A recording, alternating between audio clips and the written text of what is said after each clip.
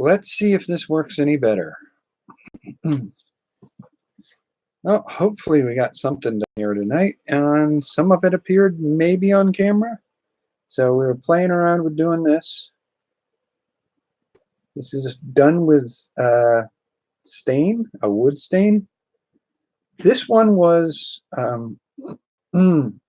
pre-stained, but it still bled rather aggressively.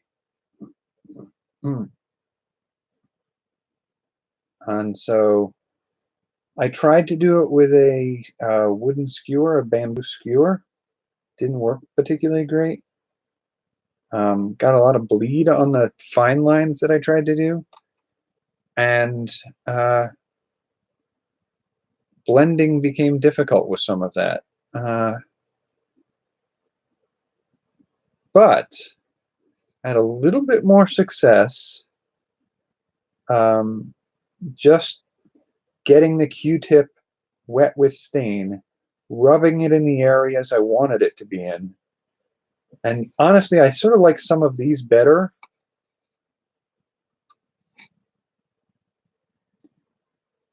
Like these two, they look better. But the lines on these are a little harsher than I want them to be. The clouds, that's just rubbing a slightly stain-covered, well, pretty heavily stain-covered Q-tip that wasn't rubbing anything better. So it was mostly dry, and I just managed to smear a little bit in there to get some of the clouds into place. And I put a little down here to indicate waters. Some of the fine detail around pieces like this, that's playing around with the bamboo skewer around the edges of where I rubbed with a Q-tip. So I feel like I could do this with some practice better. But overall, I do think that's better than I was getting on most of my previous attempts. So I think I might be able to, with practice, get these lines not to be quite so harsh and do a little bit more of this. And I think what the trick is going to be is you pre-stain your surface enough so that you don't get heavy bleeding, which I struggled with all night on this. And then once you've sort of gotten that figured out,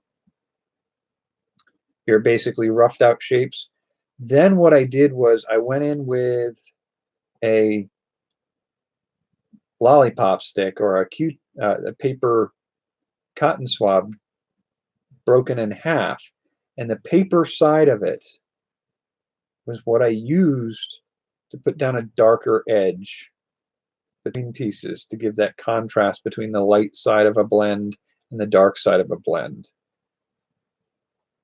Now, I may tinker around with this technique a little bit more and aim for doing the dark.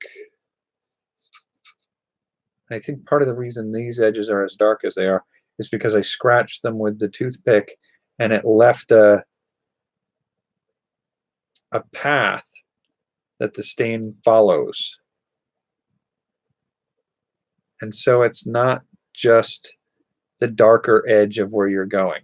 So what I think I want to try to do is do a light blend with the stain and work gradually darker towards the dark edge that I want to do and blend as I go.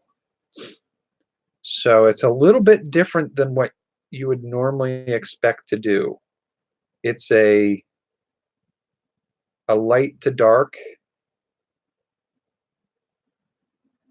and I think that would work better for what I'm trying to do. But overall, not bad. Sort of happy with that, and I can imagine where I can take it further.